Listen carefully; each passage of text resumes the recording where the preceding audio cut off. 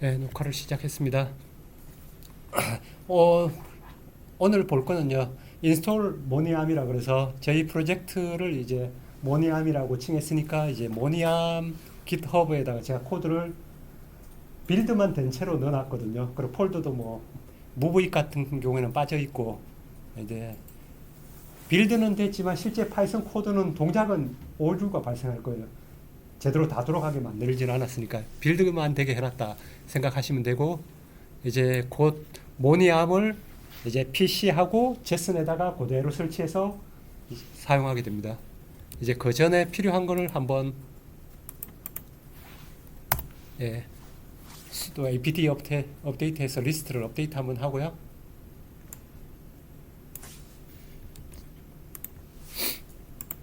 아마 제가 이거는 설치를 해놨는 것 같아요.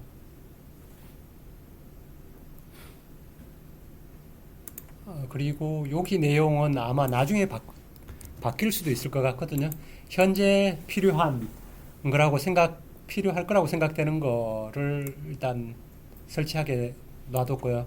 지금 보시면은 에크맨 메시지가 뭐냐면 이제 손으로 이게 움직이는 거거든요. 그리고 조이스틱, 그리고 이제 카메라 어플리케이션 할 거기 때문에 이미지 파이프라인이라는 거, 이런 것들만 일단 먼저 설치하게 됐고요. 나중에는 무브잇도 필요한 게 있으면 여기다가 그걸 좀 업데이트 할 생각입니다. 처음에 apt 명령으로 설치할 수 있는 건 다 이쪽에 이렇게 일단 설치해 보겠습니다. 아마 설치되어 있을 것 같은데 아니네요. 네, 이런 식으로 그냥 웬만한 패키지들은 이제 로스 같은 경우에는 한 두 가지를 설치를 할 수 있거든요. 누구 기트허브를 가져오면 내가 빌드를 해야 되는 경우가 있고, 완전히 좀 안정화된 패키지 같은 경우에는 apt 명령으로 바로 설치를 할 수도 있습니다. 이 같은 경우에는 이제 apt 명령으로 설치하는 거고요. 잠시 좀 기다려야 되겠네요.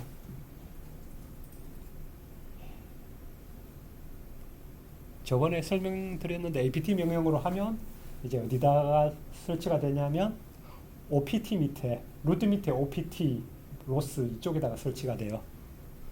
그래서 보시면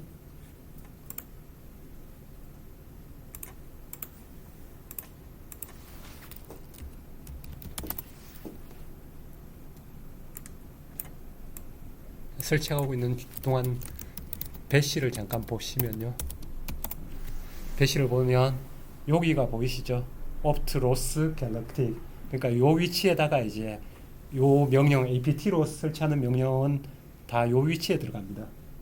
그리고 내가 GitHub으로 가져와서 빌드하는 거는 대부분 여기에 들어가요. 빌드하면 내 홈 폴더에 로스트 워크스페이스에 인스톨 밑에 들어가고, 그래서 요 두 개를 소스 명령을 실행하면 apt 명령으로 한 것도 이제 어디 있는지 이해하고 내가 빌드한 것도 이해하고 하게 되고, 그래서 요 두 라인을 배시에 넣는 겁니다. 잘 설치가 됐고요. 그 다음에 시리얼을 내 계정이 쓸 수 있도록, 내 계정이라는 거는 지금 내 제슨이고요. 요 보드에서는 제슨이고 쓸 수 있게, 똑같은 거를 PC에서 할 때는 요거는 자기 아이디로 바꿔줘야 됩니다. PC도 그냥 실험을 할 경우가 있으니까요. 지금은 물론 제슨에 연결되어 있습니다. 그리고 이제 실제 프로젝트에 필요한 코드들을 클론해서 빌드해 보겠습니다. 저희가 이제 작성하게 될 코드가 여기고요. 현재 코드가 빌드가 되는 상태, 그리고 한 절반은 동작하는 상태, 절반은 동작하지 않는 상태, 그렇게 들어가 있습니다.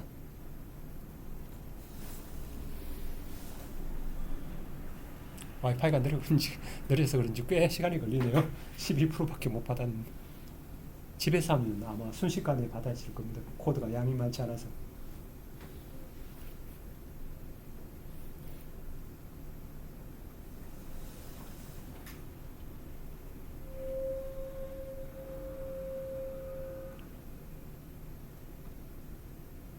요 뒤에 이제 요 한 개를 받게 되는데요. 요거는 뭐냐면 다크넷 로스라고 하죠. 그 질문을 하셨는데 다크넷 로스는 이제 여기 보시면 제타0707이 제 아이디거든요. 제 GitHub인데 어떤 분이 다크넷 로스2용으로 만들어 놓은 것을 제가 포크해서 제 자리로 가져왔고요. 그거 얘 같은 경우에 이제 리컬시브하게 봤는데 그 서폴드를 또 제가 포크해서 넣어놨어요. 그러면 여기서 GitHub를 받으면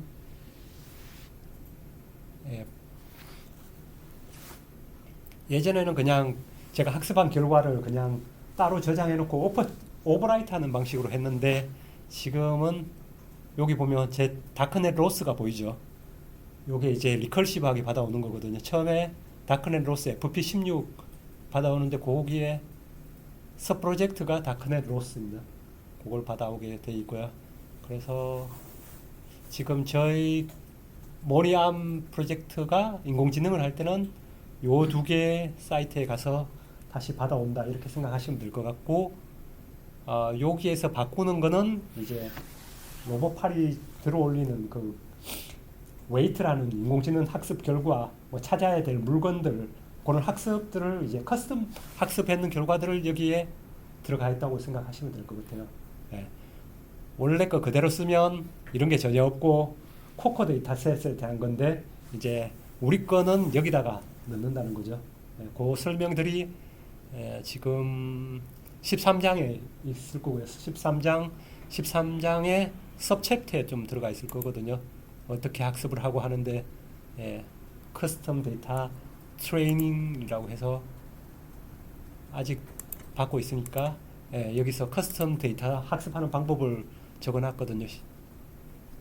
요 장 번호는 예전 거라서 좀 다르고요.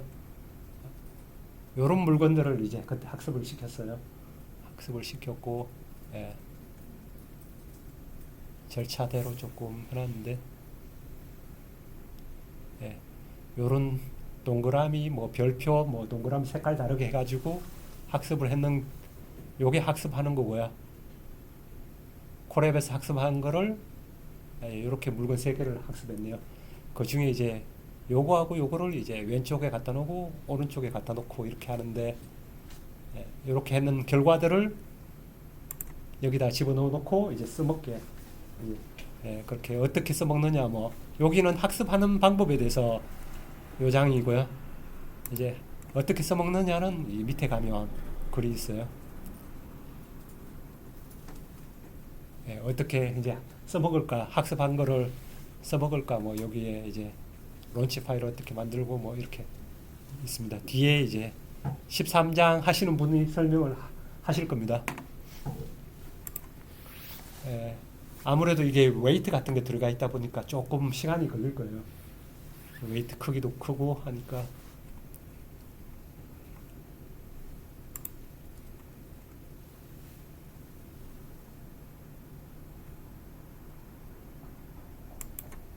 끝났네요. 그리고 이제 간단하게 이제 스크립트를 하나 만들어 가지고 이제 자기만 그 도메인 아이디는 지금 팀 멤버마다 달라야 된다고 했잖아요. 그래서 스크립트를 하나 만들었고, 스크립트를 만들다가 뭐 체크인 안 하는 실수도 있을 거예요. 여기로 가서 이제 스크립트를 제가 11번을 쓰니까 이렇게 11번으로 하면 이제 여기 보시면 아두이노 코드에다가 바꿔줍니다. 사실 제스넷은 따로 바꿔주지 않아요. 아두이노의 마이크로 로스에다가 바꿔주고 저절로 이렇게 파일을 찾아가지고 바꿔주고 도메인 아이디라는 부분을 바꿔주고 이제 저 보드에다가 구우면 이 ESP32에 있는 보드의 마이크로 OS가 마이크로 로스가 도메인 아이디 11번을 가지게 됩니다. 이런 식으로 바꿔주면 되고요. 실제로 에디터를 열어서 보시면 파일에 있는 디파인문 하나가 바뀔 겁니다. 처음에는 이제 특정 파일을 이제 찾아서 하게 됐는데 좀 더 연구를 해가지고 이제 아두이노 파일을 전체 폴더를 다 검색해서 그 중에 이제 도메인 아이디가 있는 거를 다 찾아서 모두 바꿔주게 좀 스마트하게 좀 바꿨고요. 그 다음에 캠 실렉트라고 해서 카메라를 이제 USB를 쓰면 네, 이렇게 USB 카메라를 쓰게 바꿨어요. 왜 이렇게 했냐면 실제로 우리 프로젝트는 뭐냐 하면 USB 카메라만 쓸 거거든요. CSI 카메라를 특성상 쓸 수가 없는데요. 이제 이 프로젝트 말고 다른 프로젝트가 CSI 카메라만 또 쓰게 돼 있어요. 그래서 이런 식으로 코드가 그 부분은 공통이라서 그런 거고요. 네, 이렇게 해서 그냥 런치 파일에서 어떤 카메라를 쓸지 그것만 로딩하는 파라미터만 바뀝니다. 네, 그래서 요거도 위에하고 똑같은 방식으로 이제 launch.py라는 파일을 찾아서 카메라 부분을 USB 캠, CSI 캠을 바꾸게 그렇게 만들어 놨습니다. 그리고 로스원 같은 경우에는 이제 런치 파일이 .launch로 끝났거든요. XML 형태로 되어 있었는데 이제 물론 그 방식도 로스2에서는 가능합니다. 그런데 로스2는 그거보다 훨씬 자유롭게 사용하게 이제 파이썬으로 이제 만들어 놨어요. 론치를. 그러니까 이제 문제는 뭐냐면 처음에 만들기가 어려워요. 자유도는 엄청 높아지는데 다양한 방법으로 옵션도 넣고 다 할 수 있는데 훨씬 좀 어려워요. 그래서 누군가는 이제 론치 파일을 XML 형태로 만들고 싶다고 할 수도 있는데 우리는 파이썬을 좀 알고 있는 사람들이라고 생각하고 개발자라고 생각하고 론치.py로 하시죠. 다 론치.py로 하면 나중에 자유롭게 변경도 가능하고 인클루드도 하고 때에 따라서 로딩도 하고 if 조건도 론치.py 안에 넣을 수도 있고 그렇게 코딩처럼 할 수 있습니다. 근데 XML은 그게 안 돼요. 네, 그래서 이런 식으로 됐고요. 이제 다 됐으니까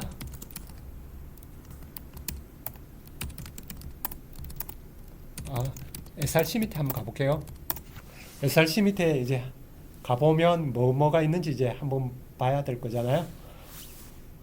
방금 요거 가져왔고, 그죠? 그리고 마이크로로스 셋업은 저번 주에 가져왔고, 제가 모니카가 들어가 있네요. 요거는 안 보셔도 될 것 같고요. 예. 제가 메모를 깨끗하게 한다고 했는데 엉뚱한 걸 끼운 것 같은데요.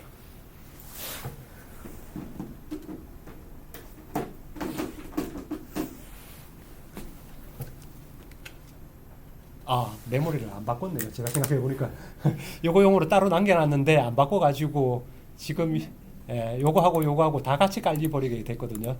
그래서 요거는 없다고 생각하시면 될 것 같아요. ID 라이다 이거 없다고 생각하시면 되고요. 이걸 어떻게 하지? 메모리를 바꿔드려야 되나? 일단 이렇게 하고 이제 CBPA를 한번 보여드릴게요. CBPA는 뭐냐면 모니 앞 밑에 있는 것만 다 빌드합니다. 퀄콤 빌드 패키지 올이라고 제가 그냥 만들어 놨고요. 그러면 얘는 모니 앞만 빌드하게 될 거예요. 근데 이거 같은 경우는 제가 모니 암이라고 만들어서 쉬운데요.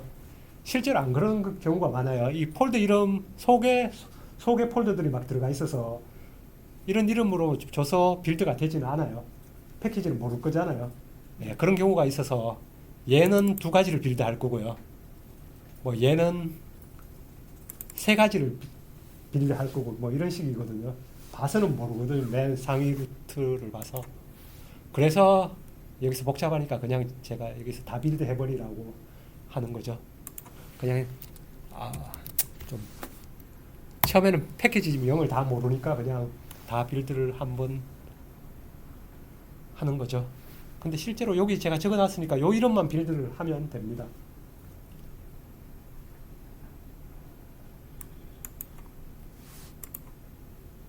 아마 빌드 했던 거는 다시 안 할 것 같아요.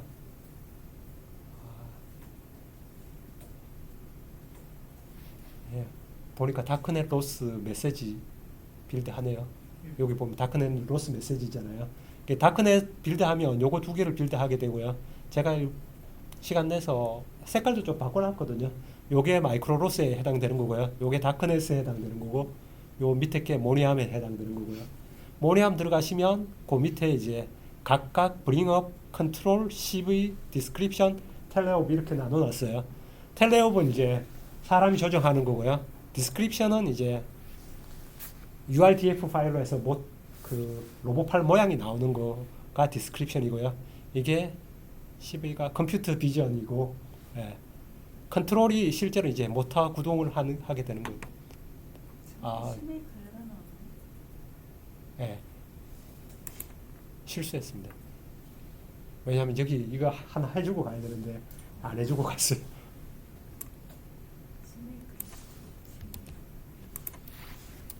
예, 계속 해도 좀 실수를 하게 되더라고요.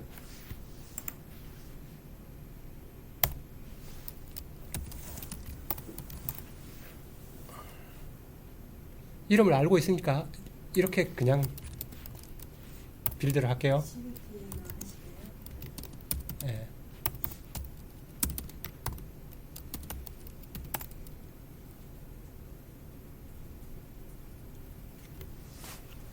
얘가 빌드하기 처음 시작하는 데까지 좀 시간이 걸리더라고요.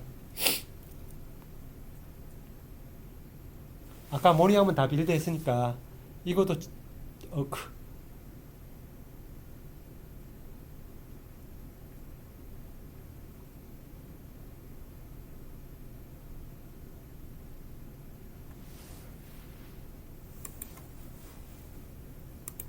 혹시 여기까지 빌드 해보신 분 있나요? 잘 됐었는데 순서를 안 맞췄더니 잘 돼야 되는데. 예? 안 해도 되는데 제가 처음에 저거를 먼저 빌드 안 하고 그냥 돌려버렸더니 그렇게 되는 것 같은데, 아니면 클린을 하고 해야 될 거예요. 여기는 지금 CCA가 있던가요? CCA 있죠. 근데 CCA는 조심하게 사용하세요. 했던 거 다 날려버리니까.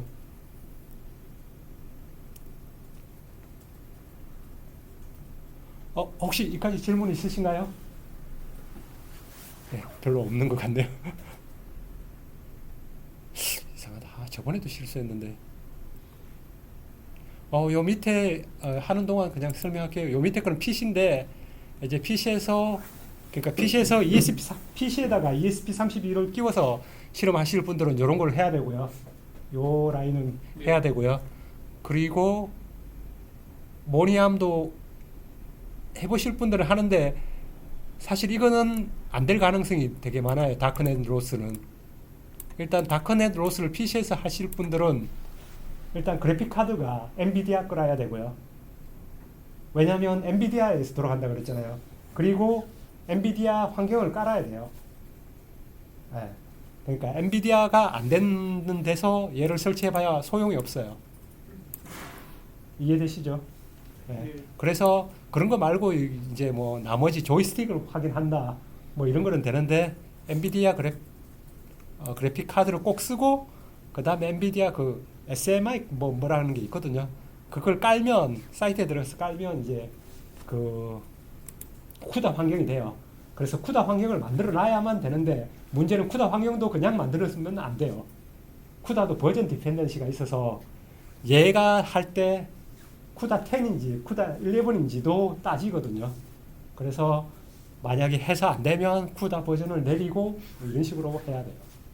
네.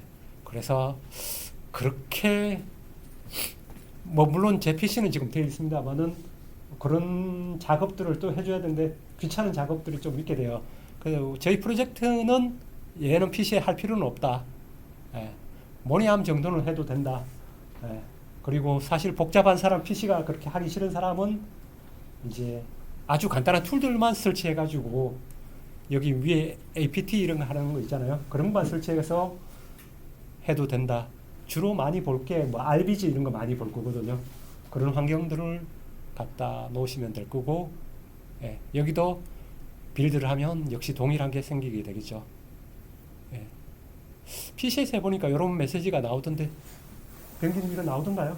제가 저번 주에 준비하면서 해보니까 안 나오더라고요. PC에서는 안 해봤어요. 아니 그러면 혹시 여기서는 안 나오죠? 여기서 안 나왔어요. 네. 저도 첫 번째 이 글 작성할 당시는 이게 나왔는데 다시 해보니까 오류가 없어졌더라고요. 예, 일단 오류가 없어졌다고 생각하고요. 요게 끝나면 이제 UDB 룰에 대해서 얘기해 보겠습니다. 혹시 UDB 룰 들어보신 분?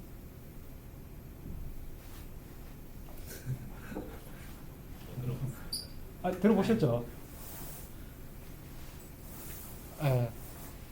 대답을 안 하셔가지고 제가 그냥 간단하게 설명할게요. 저도 이거 하기 전에는까지는 몰랐는데 UDB 룰이 간단하게 얘기를 하면 이제 우리가 디바이스를 USB 장치에 꽂잖아요. 그러면 순서에 따라서 TTY 0, 1, 2 막 이렇게 바뀔 거잖아요. 그러면 우리가 이제 작업을 못 한다는 거죠. 얘가 운칭하는 순간에 따라서 0, 1이 바뀌니까 코드를 짜놓으면 할 때마다 0, 1을 바꿔야 될 거잖아요. 그러기 귀찮으니까 그냥 얼라이언스를 만드는 거죠. 얼라이언스. 이제 꽂으면 얘의 장치명을 읽어서 우리는 그냥 디바이스 밑에 ESP32 노드 MCU 이렇게 이름을 바꿔버려요. 그럼 코드에서 다 바뀐 네임으로만 짜면 되잖아요. 그렇게 해서 짜놨고요. 예, 여기 했죠. 그냥 얼라이언스를 만드는 건데 대부분은 이게 쉽게 만들 수 있어요. USB 장치가 보면 두 개가 이제 특정 명을 갖게 되거든요.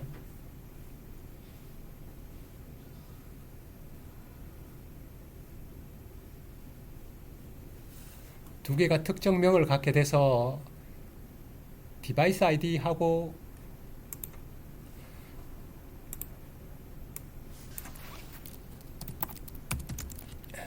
쉽게 만들 수 있거든요. 대부분. 그런데 저희 같은 경우는 좀 복잡하게 됐어요. 예, 아까 새로 빌드했더니 잘 끝났네요. 예, 끝났다고 치고 다시 여기서 볼게요. 예. 일단 UDB 룰 하는 대로 가보겠습니다. UDB 룰은 여기 들어있고요.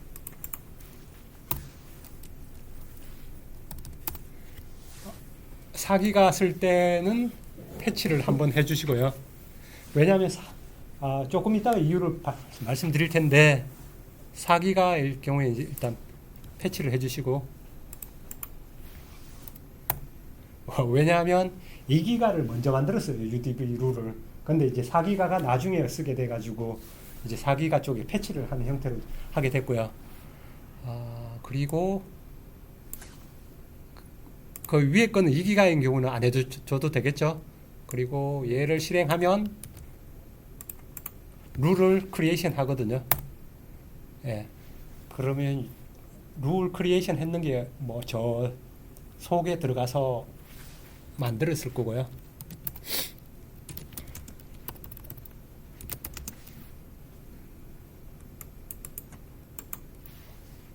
우리 ESP32만 하니까 보시면 뭐 이런 형태로 되어 있거든요.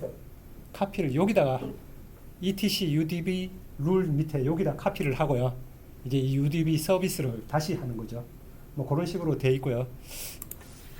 그리고 그러면 요거 내용을 봐야 될 거잖아요. 요게 뭔지. 예, 대부분 내용은 다른 사이트에서 찾아보면 룰은 간단하게 되어 있을 텐데요. 얘는 조금 더 깁니다. 여기 보면 커널에서 TTY USB 이렇게 별표는 그냥 에스트리크고요. 이렇게 생성되는 거를 그냥 요거는 이제 밴드에서 제공하는 값이거든요. USB 장치를 보시면 대부분 이렇게 요게 고유 명칭이거든요. 고유 번호인데 문제는 하필이면 이제 요 보드가 너무 흔하다 보니까 USB2 시리얼이 흔하다 보니까 여기 라이다하고 ESP30하고 똑같은 32하고 똑같은 걸 써요. 그러니까 요거로만 룰을 만들 경우에는 요 두 개로만 룰을 만들 경우에는 두 개가 분간할 수 있는 방법이 없어요.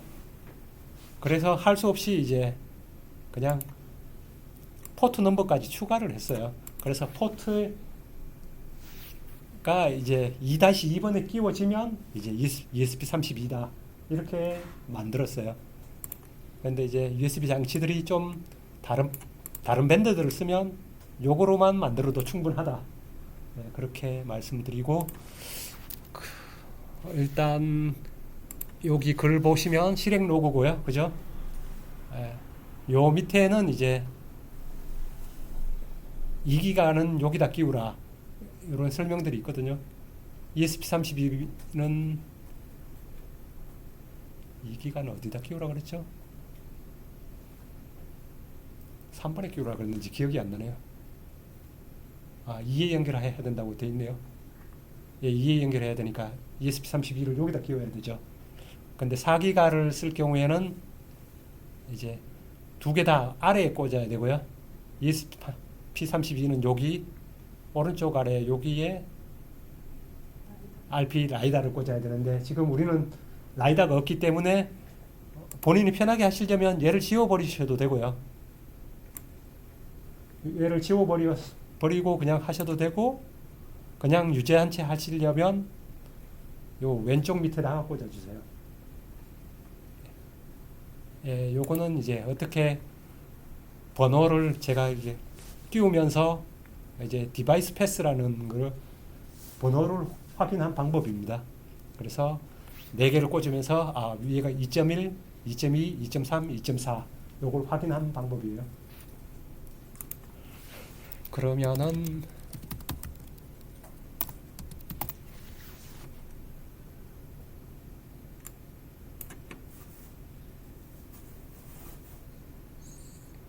여기 가보면 아마 룰이 이 보드가 벌써 있어가지고 여기 보이시죠? ESP32 노드 MCU 예, 만들어졌고 그 문제는 뭐냐면 거꾸로 끼워도 돼요. 두 개 다 있으면. 그래서 이상하게 동작하는 경우가 발생할 거예요. 왜냐하면 명령이 이름은 있는데 이쪽에 가버리는 거죠. 그래서 여기 TTY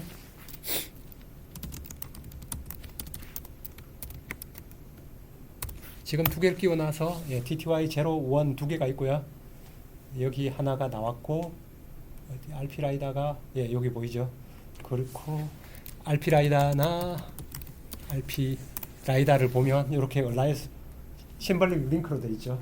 아까 룰에 보시면 심벌릭 링크라고 이름이 있었을 거예요. 그렇게 만들으라고 했었고요. LL 디바이스 ESP 보시면 0, 1 됐고 이건 순서를 바꿔도 계속 저희는 이 이름을 쓸 수 있게 될 겁니다. 네. 네. 좀 빨리 설명을 해서 5장까지 설명을 마쳤고요.